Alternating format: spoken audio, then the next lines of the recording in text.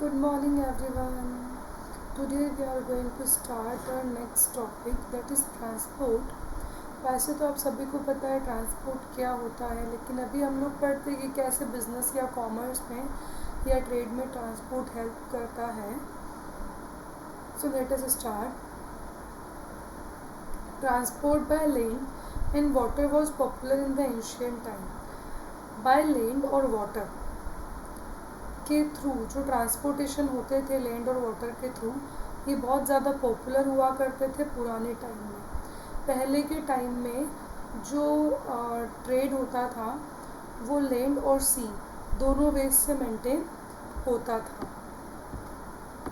Roads as a means of communication had assumed की importance in the entire process of growth. जो ज़मीन है वो एक सोर्स है हमारे कम्युनिकेशन का, जिसने अज्यूम कर लिया है कि हमारी इंटायर प्रोसेस जो है ग्रोथ की, वो अगर हम हमारे बिजनेस में करना चाहते हैं तो चाहे वो इनलैंड ट्रेड हो चाहे वो ओवरलैंड ट्रेड हो, वो दोनों वे में हो सकता है with the help of transport.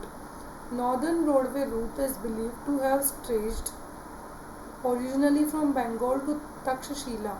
जो नॉर्दर्न रोडवे रूट था उसमें ऐसा बिलीव किया गया कि जो बंगाल से तक्षशिला तक था उसको स्ट्रेच कर दिया.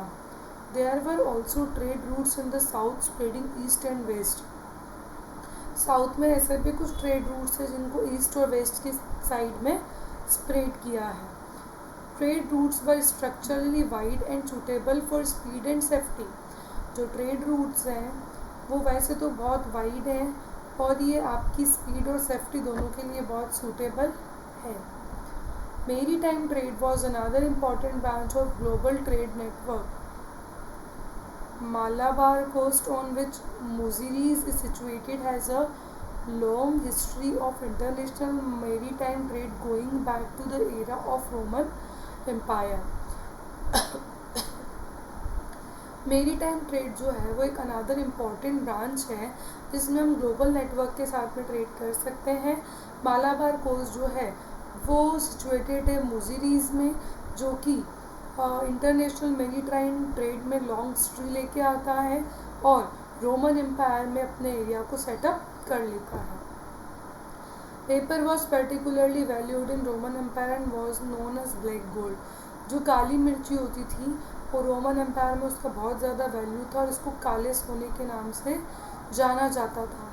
For centuries it remained the reason for rivalry and conflict between various empires and trade powers to dominate the route for this trade.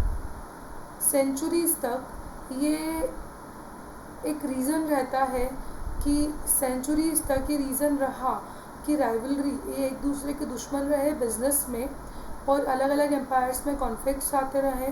जो ट्रेड पावर है वो इस रूट्स के थ्रू अपने आप के हक को डोमिनेट करना चाहते थे. It was in search for an alternate route to India for spices that led to the discovery of America by Columbus in closing years of 15th century and also brought Vasco da Gama to the shores of Malabar in 1498. इसीलिए उस time पे मसालों की searching में India के बहुत सारे alternate roots को सर्च किया गया और उसी टाइम पे वास्को डा कोलंबस के थ्रू अमेरिका डिस्कवर हुआ 15th सेंचुरी के कुछ लास्ट के सालों में. और वास्को डा गामा 1498 में मालाबार शोर्स पे इंडिया आए.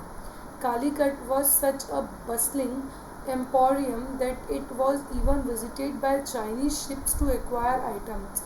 कालीकट जो था वो एक ऐसा एम्पोरियम बन चुका था जहाँ पे चाइना के शिप्स आते थे, जहाज आते थे सामान खरीदने के लिए, जैसे फ्रैंकिनसेंस इसेंशियल ऑयल होता है ये एक, एंड मिरी फ्रेगनेंट रेजिन, मतलब एक तरीके का परफ्यूम होता है जो कि यूज़ किया जाता है मेडिसिन्स में, from the middle east as well as pepper, diamond, pearls and cotton from India. ये सब तो वो मिडिल ईस्ट से ले रहे थे और ये जो काली मिर्ची, हीरे, मोती, कपास, ये सभी इंडिया से ले रहे थे. On the Coromandel coast Pulicat was a major port in the 17th century. और कोरोमंडल कोस्ट पे पुलिकट पे सबसे बड़ा पोर्ट हुआ करता था 17वीं सदी में। Textile was the principal export from Pulicat to the south east Asia. और जो टेक्सटाइल था सबसे इम्पॉर्टेंट एक्सपोर्ट इसका होता था पुलिकट से साउथ ईस्ट एशिया तक। We will learn next topic in the next video, that is trading community strengthened। कैसे ट्रेडिंग कम्युनिटीज मजबूत हुआ हम लोग नेक्स्ट वीडियो में पढ़ेंगे। आई होप आपको इसका कुछ समझ में आ रहा होगा। Thank you so much.